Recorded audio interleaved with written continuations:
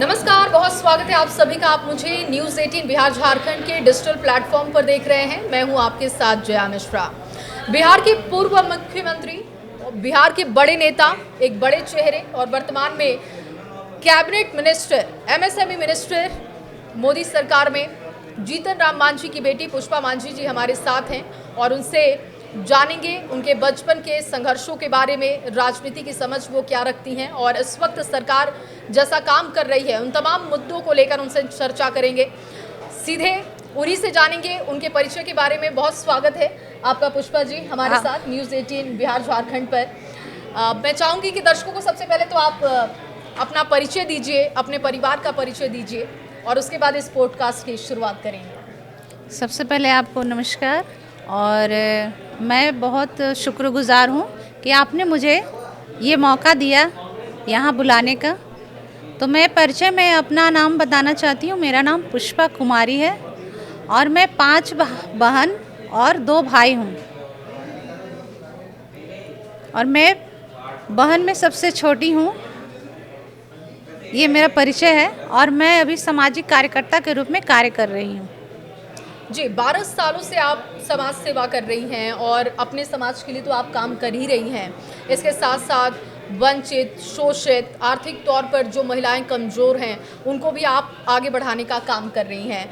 तो सबसे पहले मैं चाहूँगी कि आप अपने काम के बारे में थोड़ा सा बताइए, लोगों को बताइए कि कैसे आप काम करती हैं, किन किन टफ सिचुएशन को, कौन से कठिन परिस्थितियां ऐसी रही हैं जिनका सामना अब तक आपने किया है और कैसे आप महिलाओं की मदद करती हैं या उन लोगों की मदद करती हैं जो समाज के हाशिए पर हैं। जी बिल्कुल, मैं बहुत ही नीचे तबके में जाकर गांव-गांव जाकर अपना काम करती हूँ।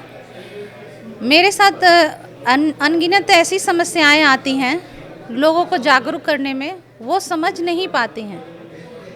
जैसे मैं किसी महिला को समझाती हूँ कि आपको किस तरह से आपका रहन सहन सही रखना है, वो नहीं कर पाती हैं।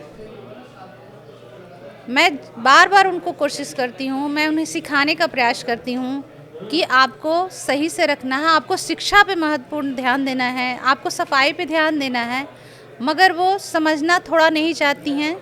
मैं चाहती हूँ कि उनको मुख्य धारा से जोड़ूं और बुनियादी सेवाओं से जो वंचित हैं, मैं कोशिश करती हूँ कि उन बुनियादी सेवाओं का उनका ख्याल रखूँ, उन्हें कैरियर से संबंधित, उनके कुटीर उद्योग से संबंधित मैं परामर्श दूँ।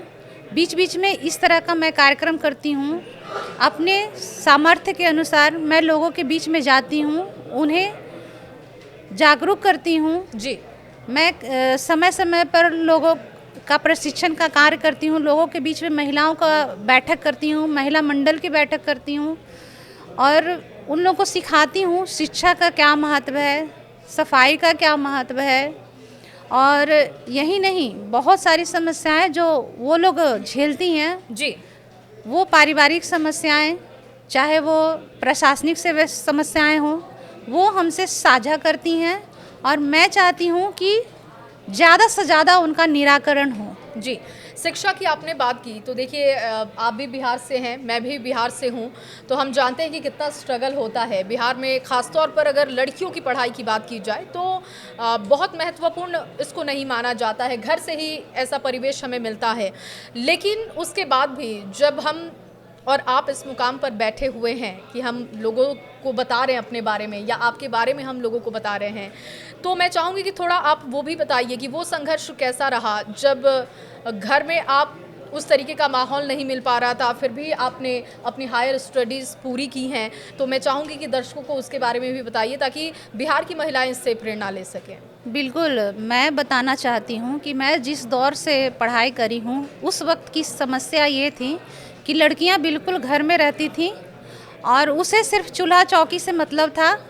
उनकी बस लोगों की ये अपेक्षा थी कि बेटी बड़ी हुई, शादी हुआ और वो ससुराल संभालने के लिए चली जाए। लेकिन मेरा शुरू से मानना था कि मैं अपने ज़िंदगी में कुछ ना कुछ करूँगी और अपने साथ मैं लोगों को जागरूक करूँगी, अपनी महिलाओं को स्वावलंबी बनने की ओर प्रेरित करूँगी।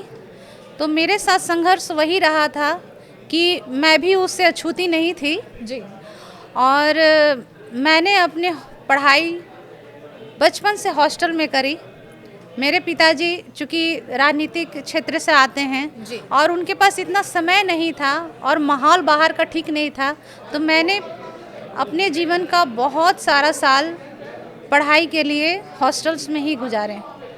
6 क्लास तक मैंने हॉस्टल में गुजारा। जी। उसके बाद मैंने कंपटीशन दिया था इंदिरा गांधी आवासीय विद्यालय के लिए। उसके बाद मैंने 10th तक की पढ़ाई वहीं करी और उसके बाद जब मैं गया आई तो उसके बाद जो हायर एजुकेशन है मैंने ज़्यादातर घर में ही पढ़ाई करी। कॉलेज उस समय जाना सुरक्षित नहीं था जी। और चूँकि मानसिकता थी बेटी का ब्याह करो और ससुराल भेजो, उस डर से मुझे लगता था कि मुझे पढ़ना है, आगे भी करना है और मैंने चाहे मुझे जो करना पड़ा मैंने अपनी पढ़ाई पूरी करी और अभी भी मैं कोशिश करती हूँ कि किसी तरह का प्रशिक्षण लेना पड़े जी। मैं खुद से लेती हूँ। जी। आपने कहा कि संघर्ष भरा तो रहा, लेकिन एक आपके लिए माइलेज ये भी था कि आप भाई बहनों में छोटी थी, 6ठे नंबर पर आप आती हैं, तो सिबलिंग्स का बड़ा फ़ायदा हो जाता है कि अगर वो पढ़े लिखे हैं तो वो अपने से नीचे वाले को भी खींच लेते हैं, यानी कि शिक्षा के क्षेत्र में आगे बढ़ा लेते हैं। तो भाई बहनों का कितना साथ मिला? बिल्कुल, मेरे भाई बहन तो बहुत मेरे से बड़े रहे हैं। जी। जब मैं हॉस्टल से आई थी तो मेरी बहनों का शादी हो चुका था 10th क्लास के बाद जब मैं आई थी तो, और भाई भी बाहर रहते थे। तो इस स्थिति में मैं अकेली थी घर में। जी। तो सारा निर्णय खुद ही लेना पड़ता था। मार्गदर्शन देने वाले बड़े बस टेलीफोनिक बातें और उस समय चिट्ठियाँ चलती थी तो उनसे सलाह मिलता था, भैया लोग का परामर्श मिलता था, पढ़ो, बहन लोग कहती थी पढ़ो। तो ज़्यादातर खुद ही डिसीजन लेना पड़ा और जी। मैं इस तरह आगे बढ़ी। अच्छा, जब आप पैदा हुई आपने बताया कि भाई बहन आपसे बहुत बड़े थे और आपके पिता उस वक्त राजनीति में सक्रिय भूमिका में थे। उस वक्त पिता के साथ कनेक्शन कैसा था? क्योंकि छोटी बेटी हो तो फिर पिता के साथ कनेक्शन बड़ा अच्छा होता है। कहते हैं कि पिता के साथ खुलकर बातचीत आप कर सकती हैं, लेकिन क्या ये समय आपको मिल पाता था पिता के साथ बैठना, उनका मार्गदर्शन ले पाना, उनसे कुछ पूछ पाना? बिल्कुल भी समय नहीं था। पिताजी जिस क्षेत्र से आते हैं और वो हमेशा तो अपने क्षेत्र में ही रहा करते थे। बहुत कम समय मिलता था जब वो घर में समय दे पाते थे और उसमें भी घर में भी लोगों का हुजूम लगा रहता था। तो जाहिर सी बात है उनके लिए हम लोग के साथ समय बिताना बहुत ही मुश्किल था। लेकिन जब भी समय मिलता था वो अपनी पुरानी बातें किया करते थे। जी। उनकी बहुत सारी मार्मिक कहानियाँ हैं जो वो साझा किया करते तो थे। कोई ऐसी कहानी जो आपको बहुत दिल को छू लेने वाली लगती है या जो आपको बहुत मोटिवेट करती है? मैं वो भी चाहूँगी कि आप बताएं इस प्लेटफॉर्म पर। बिल्कुल। आजकल मैं तो विधायक के घर में पैदा हुई थी जी। और मुझे खाने पीने की समस्याएं नहीं रही, ये जी। जाहिर सी बात है। लेकिन मेरे पापा की स्टोरी में उनका कहना था कि उन्हें खाने तक को रोटी नहीं मिलती थी।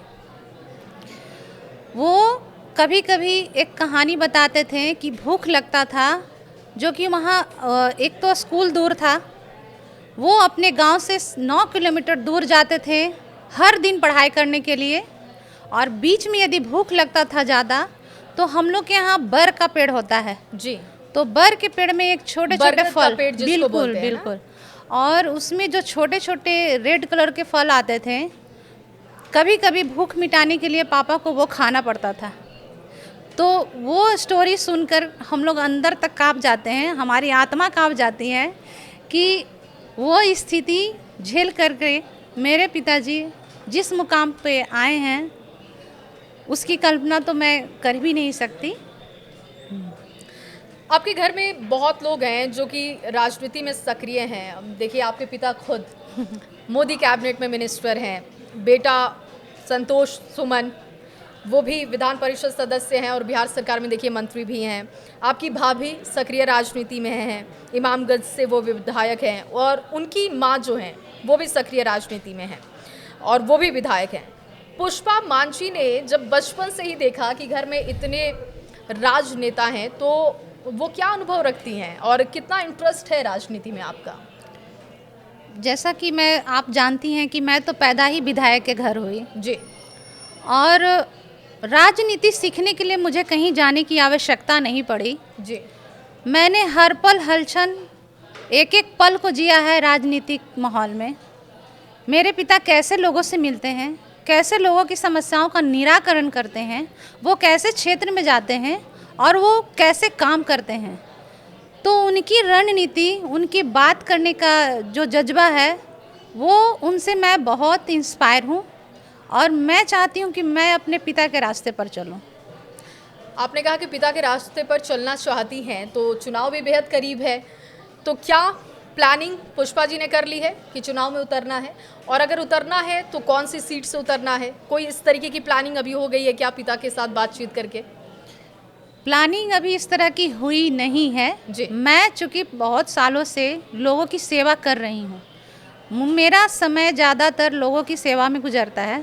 तो राजनीति तो उसके लिए सबसे बेस्ट प्लेटफॉर्म कहते हैं कि अगर समाज सेवा करनी है तो आप राजनीति में आ जाइए। जब आपके पास पद होगा तो पावर भी होगा, और जब पावर होगा तो आप लोगों के लिए अच्छा काम कर पाएंगे। तो इससे बढ़िया तो कुछ नहीं हो सकता कि आप राजनीति में आ जाए। यदि मौका मिला जी। इस क्षेत्र में आने का तो मैं सहर्ष स्वीकार करती हूँ और मैं अपना 100% काम करने का जवाबदेही लेती हूँ। अगर मौका मिलेगा तो आप आएंगी, तो वो क्षेत्र कौन सा होगा? कौन से क्षेत्र से आप चुनाव लड़ना चाहेंगे? चूँकि मेरे करीब मेरा गया का सारा क्षेत्र मेरे बहुत करीब रहा है और जी। मैं उन गली मोहल्लों से वाकिफ़ हूँ जहाँ पे जितने तरह की समस्याएं हैं, जी। जिन लोगों को मैं सामने से देख रही हूँ, मैं चाहती हूँ कि उन लोगों की अपेक्षाओं पे खरी उतरूँ। मैं जहाँ जाती हूँ लोगों की अपेक्षाएं मुझसे बहुत ज़्यादा हैं। जी। चूँकि मैं राजनीतिक परिवार से आती हूँ तो लोग मुझे सामाजिक कार्यकर्ता के रूप में कम और नेता के रूप में ज़्यादा देखना चाहते हैं। तो जब मैं जाती हूँ उन लोग के लिए कुछ सामान लेकर जाती हूँ तो उनकी डिमांड होती कि मेरा चापाकल यहाँ नहीं लगा है मैडम, जी। आप प्लीज़ पदाधिकारी को बोल दीजिए। तो इस तरह का मेरा वहाँ का इमेज तो है। उस समय में लगता तो होगा कि अगर मेरे पास पावर होता तो मुझे किसी को कहने की ज़रूरत नहीं होगी, ये काम तो मैं खुद ही कर देती। जी बिल्कुल, उस समय एक क्षण के लिए लगता है जी। बट मैं जानती हूँ कि मैं उन लोग के समस्याओं के लिए अपने पिता से शेयर करती हूँ और उनको बताती हूँ, रूबरू कराती हूँ अपने क्षेत्रों की समस्याओं को। तो समस्याओं का निराकरण तो किया ही जाता है, पर हाँ, जब मैं आऊँगी और मेरे हाथ में यदि पावर है जी। तो मैं बहुत खुशी होगी मेरे लिए कि मैं लोगों के लिए कुछ कर पाऊँ। 12 साल से आप समाज सेवा कर रही हैं और आप कह रही हैं कि बहुत बार दिल को छू लेने वाली ऐसी कहानियाँ आती हैं। बहुत सारी महिलाओं के लिए आपने काम किया, शोषित वंचितों के लिए काम किया। तो कभी ऐसा नहीं लगता कि जब कोई ऐसी समस्या आती है जिसका निराकरण आप उस समय नहीं कर पाती हैं, तो पिता से कभी बात की हो कि मुझे भी राजनीति में आना है, मुझे भी लोगों के लिए काम करना है, मुझे पावर चाहिए? तो कभी ऐसी बातचीत, कोई चर्चा हुई हो पिता से कि मैं भी राजनीति में आना चाहती हूँ? बिल्कुल। और जब ऐसी चर्चा हुई तो उनका सजेशन आपके लिए क्या रहता है? क्या सलाह देते हैं आपको वो? बिल्कुल, मैंने अपनी इच्छा अपने पिताजी से शेयर की है जी। और कहीं न कहीं मेरे पिताजी मुझे जानते हैं कि ये इन कामों की ओर इसका रुझान ज़्यादा है। जी। और वो कहीं न कहीं सहमत है मेरे भावों से और मुझे लगता है ऐसा कि वो चाहते हैं कि मैं राजनीति में आऊँ। तो अभी तक इतनी देरी क्यों हुई? क्योंकि घर से देखिए आपके भाई हैं, भाभी हैं, तो क्यों नहीं पुष्पा भी राजनीति में आ जाएं? तो पिताजी ने देरी क्यों की? वही मैं आपसे जानना चाहती हूँ कि वो बातचीत क्या रहती है, क्या सलाह देते हैं? कहते हैं कि थोड़ा रुको फिर आ जाना, या कुछ ऐसी चर्चा कि अभी सही समय नहीं है? कुछ भी ऐसा जो वो कहते हों, आप बताना चाहें? ऐसा नहीं है, समय की बात उन्होंने ऐसा कुछ कभी कहा नहीं है। जी। लेकिन हाँ, मेरे इंटरेस्ट को देखते हुए मुझे सांत्वना देते हैं कि तुमको आना है, जब समय आएगा तुम आ जाओगे। ठीक है, आप बहुत खुल के नहीं बता रही हैं, कभी आपके पिताजी आएंगे तो मैं ज़रूर उनसे पूछूंगी। लेकिन राजनीति का भाव क्योंकि आप में बचपन से ही है, लेकिन पिता की समझ आपके लिए क्या है? क्योंकि देखिए उन्होंने अपने बेटे को अभी आगे कर दिया, उनके पास पद है, बहू भी आगे हैं, वो भी विधायक हैं। तो पुष्पा के लिए पिता का भाव क्या है? वो आपके लिए आपकी राजनीतिक समझ कैसे देखते हैं?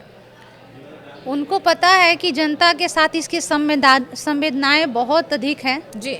ये दिल से काम करती है और बराबर में बहुत सारे जो भी समस्या लेके आते हैं मैं स्वयं अपने पिता से उनको मिलवाती हूँ जी।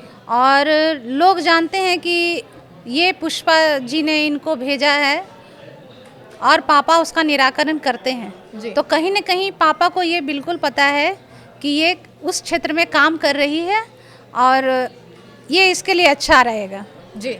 देवेंद्र मांझी जो कि आपके जीजा हैं और अनुसूचित जाति आयोग के उपाध्यक्ष भी हैं और इसको लेकर बहुत आरोप लगाए गए। देखिए, क्योंकि आप लोगों ने पहले ये आरोप लगाए हैं परिवारवाद को लेकर लालू प्रसाद पर, तो अब मौका है तो वो भी एनडीए पे आरोप लगा रहे हैं कि क्या अब परिवारवाद नहीं है क्या?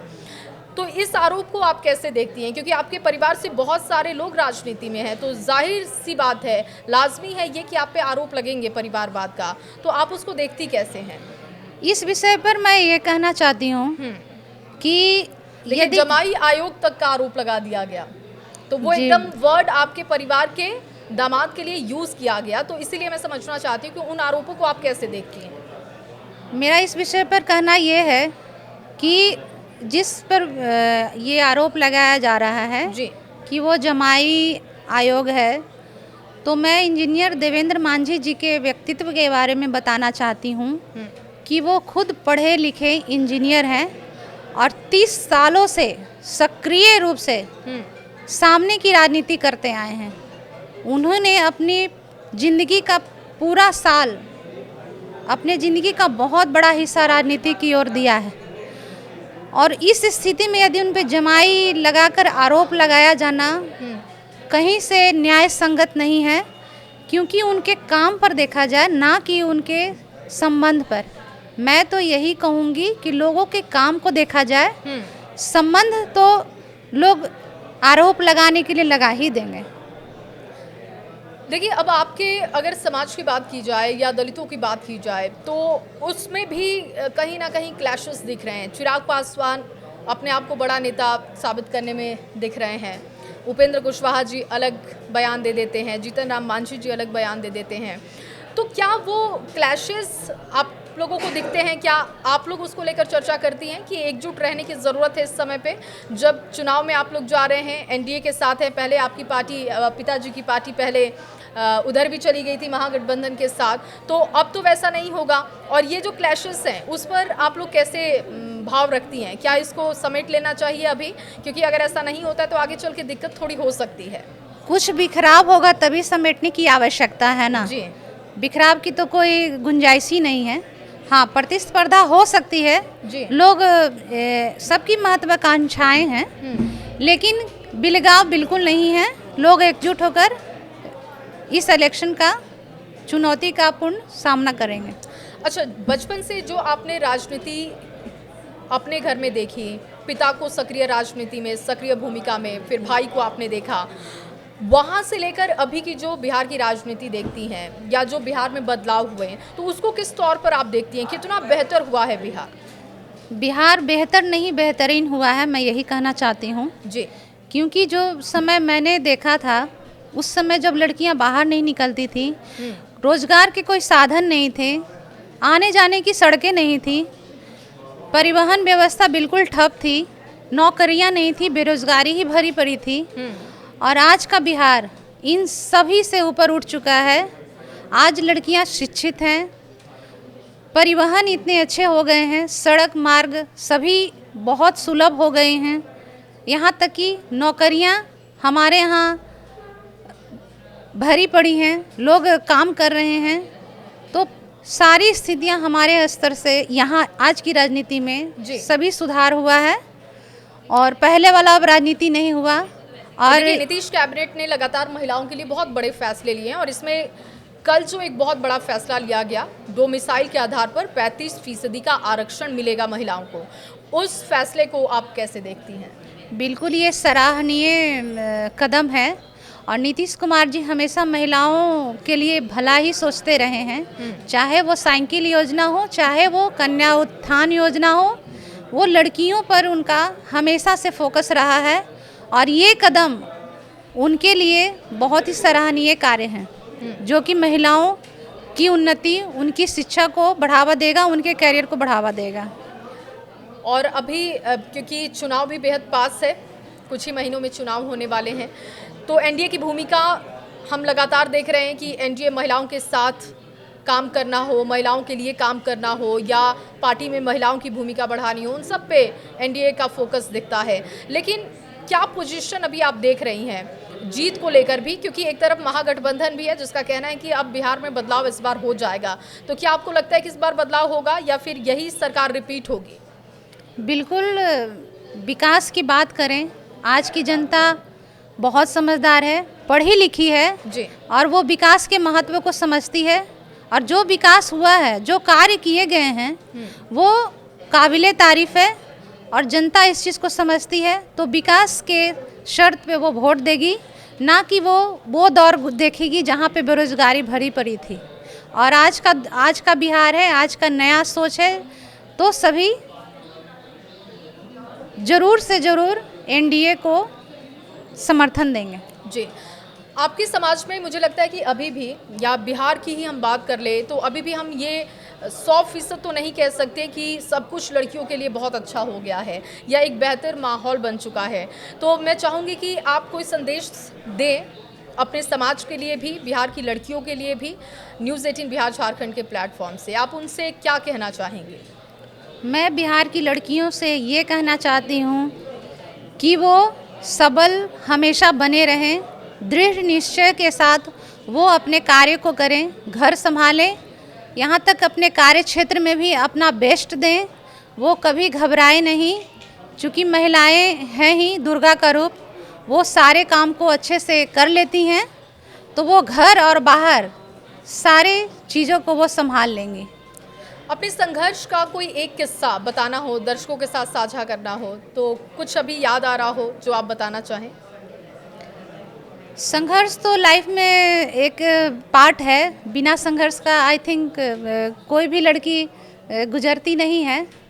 तो मैं इस संबंध में ये कहना चाहती हूँ कि मैं जिस दौर से पढ़ाई लिखाई करी और बिल्कुल स्वावलंबी थी, कुछ करने की इच्छा थी, तो मैंने अपनी पढ़ाई करी, फिर उसके बाद खुद से ही नौकरी ली, खुद से ही लोगों के बीच में गई।